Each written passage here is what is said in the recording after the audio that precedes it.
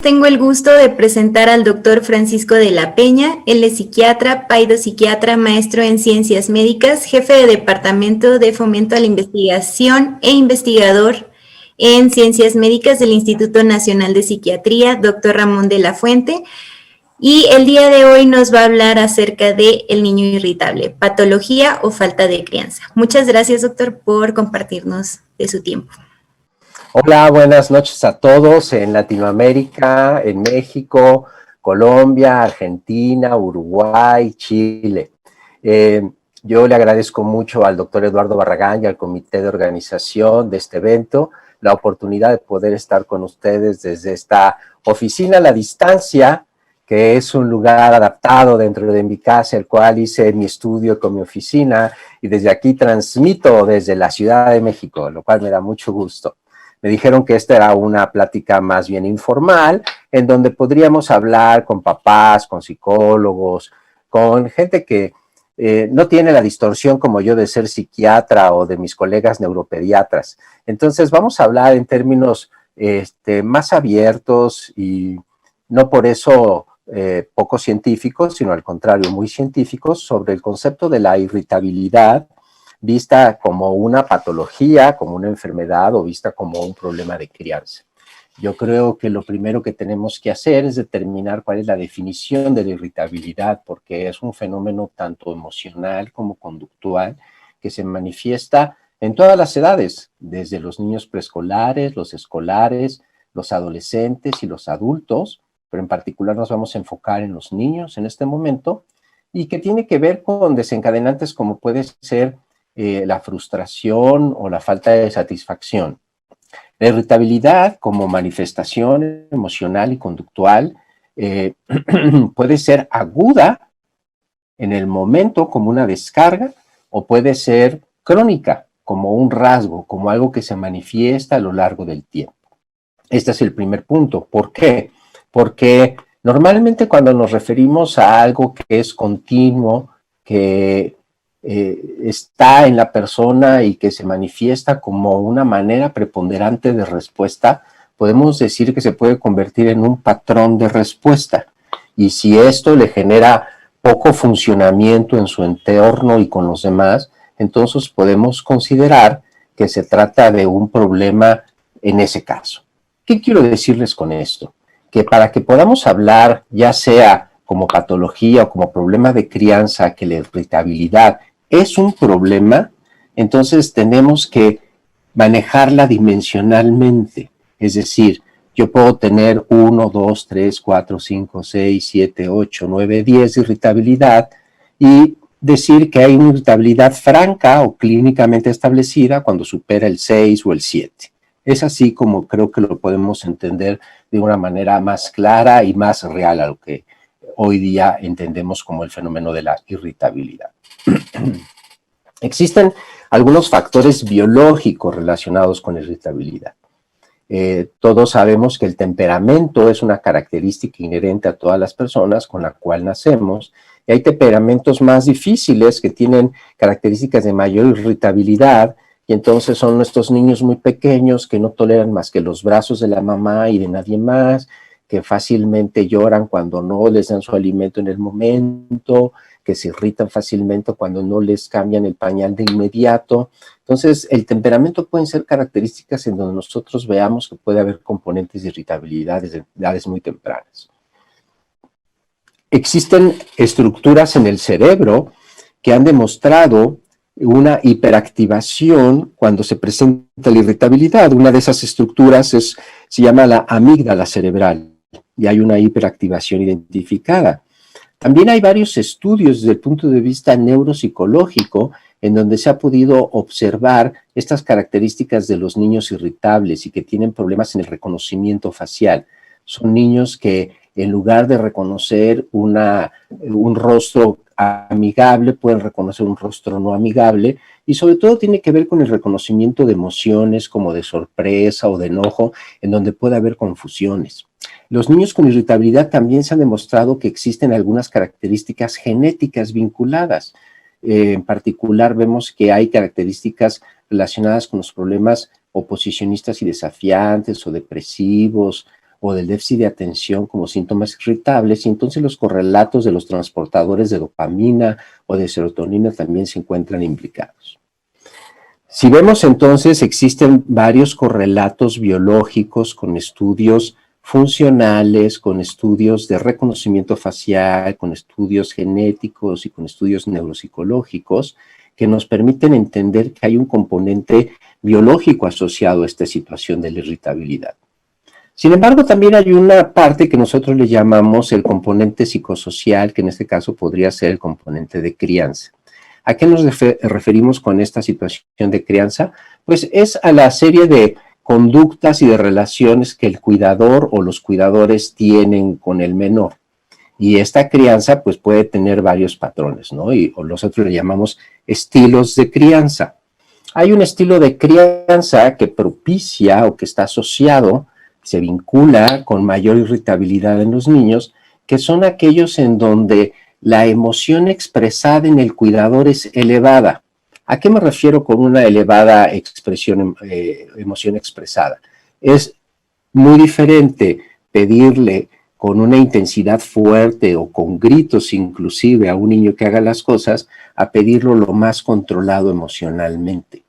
Si uno puede tener esa regulación en la expresión emocional, uno puede enseñarle a sus hijos este patrón de componente de regulación emocional. Existen también algunos otros aspectos de tipo social más amplios que tienen que ver con poblaciones o con familias en donde la expresión de la irritabilidad y el enojo puede ser más tolerada o menos tolerada, y eso va a impactar también en la manera en que los niños pueden manifestarse. Y evidentemente hay factores más de grupos nacionales en donde pues la gente va a ser más o menos irritable, ¿no? Y va a ser más o menos tolerante. Pareciera que en particular en México, los mexicanos tenemos la tendencia a ser un poco más irritables y menos tolerantes ante la frustración, o incluso puede ser situaciones que definan no solamente el ámbito nacional, sino un ámbito incluso urbano o un ámbito incluso rural. Entonces, si se fijan, realmente de lo que estamos hablando es que existen muchos elementos psicosociales relacionados a la crianza y a la cultura de la persona, en la cual nosotros podemos entender este patrón de irritabilidad. Ahora, lo más interesante de todo esto es que existe algo que nosotros le denominamos el interjuego o la interacción entre la predisposición biológica que yo tengo para tener esta conducta irritable y los elementos medioambientales que mi familia, que la escuela o que el entorno pueden apreciarse y pueden manifestarse. Ahora les voy a hablar brevemente de cuáles son las principales categorías diagnósticas en donde la irritabilidad se presenta. Sin duda, una de las más frecuentes es la que conocemos como el trastorno posicionista y desafiante o el trastorno negativista y desafiante. Esta condición clínica se caracteriza por niños que discuten con la autoridad, ya sea con sus papás o con los maestros, que se irritan muy fácilmente, que inmediatamente sacan el enojo, que les cuesta trabajo obedecer o no obedecen y que pueden tener también características hirientes o vengativas. Estos son los niños que tienen esta característica oposicionista y desafiante. De hecho, la Organización Mundial de la Salud, que tiene la clasificación internacional de enfermedades que se conoce como la CIE-11, incluyó un subtipo de problema oposicionista y desafiante a aquellos niños que tienen irritabilidad crónica, porque parece ser que se diferencian del resto de los niños que tienen conductas oposicionistas y desafiantes y que son necios o que son hirientes y vengativos. Este es un punto relevante. Otro de los diagnósticos en donde se presenta irritabilidad es en la depresión. De hecho, es muy importante considerar que la irritabilidad puede ser un síntoma que sustituya la tristeza en los niños y en los adolescentes. ¿Qué quiero decir con esto? Que los niños y los adolescentes no necesariamente tienen que estar tristes para estar deprimidos. Pueden estar irritables o enojados. Es una irritabilidad que evidentemente está la mayor parte del tiempo y que genera disfunción. Existen algunas otras condiciones, como puede ser el trastorno bipolar, como pueden ser algunas condiciones de ansiedad, como puede ser la ansiedad social, o incluso las crisis de angustia o los trastornos de estrés postraumático, en donde se encuentra elevado esta sintomatología de la irritabilidad. En particular, quisiera comentar cuáles podrían ser algunos de los abordajes que los papás pueden hacer cuando tienen un niño posicionista y desafiante, y en particular que tienen una parte de irritabilidad muy marcada. Lo primero para ayudar a disminuir la conducta irritable en los niños es que el papá y la mamá deben de tener regulación emocional. No es posible que el papá grite, que el papá pierda la compostura o que la mamá lo haga y que le pidan al hijo que se controle. Eso es muy difícil y muy complicado porque uno como niño ve lo que los papás hacen y uno refleja la conducta aprendida a lo largo de la vida. Cuando una mamá me dice en su hijo de 12 años que es irritable y que ellos han sido así con él todo el tiempo y quiere que su hijo cambie pronto, es una situación complicada porque hay que reeducar la situación y en muchas ocasiones no solamente con el paciente, sino también con la familia. Otro punto muy importante para disminuir estas conductas irritables, oposicionistas y desafiantes es que los papás deben entender que están en una relación vertical y no horizontal con sus hijos escolares. ¿A qué me refiero? Los papás no discuten con los niños. Los papás indican, enseñan y guían a sus hijos, pero no discuten porque no son sus pares. Se discute con los pares, con los iguales, y los hijos están en una relación vertical, no horizontal. Conforme el hijo crece, esa verticalidad se hace cada vez más horizontal, pero es completamente horizontal la relación cuando los hijos ya no viven en la casa, cuando el papá o la mamá ya no les da dinero y cuando son mucho más independientes incluso en lo emocional. Esa es una forma en que de alguna manera podemos nosotros entender algunas de las aproximaciones iniciales. Se puede trabajar directamente con los niños a través de técnicas de autoconciencia, de mindfulness o de meditación que ayudan a los niños a regularse emocionalmente y lo cual les permite a ellos disminuir la sintomatología. Creo que estamos sobre el tiempo para poder recabar alguna pregunta o algún comentario por parte de la audiencia. No sé si la doctora Angélica Sánchez quisiera hacernos algunos comentarios al respecto. Muchas gracias, doctor. Primero, para felicitarlo por la excelente ponencia, muy informativa y muy interesante para todos. Y bueno, hay una pregunta en el panel. En el caso del trastorno negativista desafiante, ¿hay algún medicamento que los apoye a controlar esto? Bien, y quiero señalar que el algoritmo de tratamiento para el trastorno oposicionista y desafiante exige que todas las primeras opciones sean psicosociales.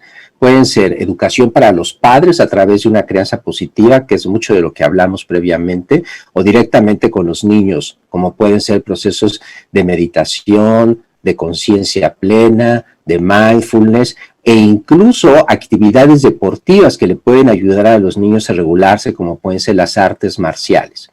Sin embargo, si esos no funcionan, se pueden implementar algunas estrategias farmacológicas dependiendo de la comorbilidad principal. En el caso de fenómenos internalizados depresivos ansiosos, los inhibidores selectivos de recaptura de serotonina, y en el caso de los problemas externalizados, en particular del de neurodesarrollo como el trastorno por déficit de atención, los estimulantes. Ok, muchísimas gracias, doctor. Hay una pregunta más. Dice, ¿nos podrá dar algún tip para ayudar a regular un berrinche ocasionado por la frustración de no obtener algún juguete? Una vez que el berrinche estalla, es imposible controlarlo.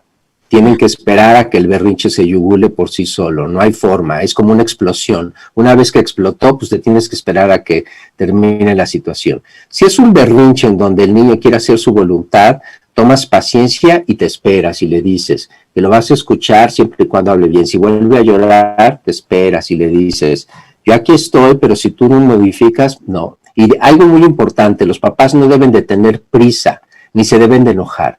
tienen que tener toda la paciencia del mundo. Yo les digo a las mamás que tienen que ser como la reina de Java.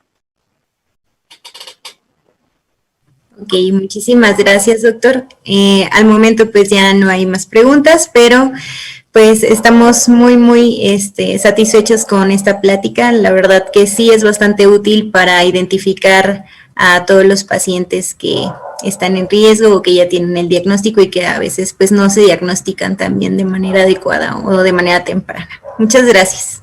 De nada.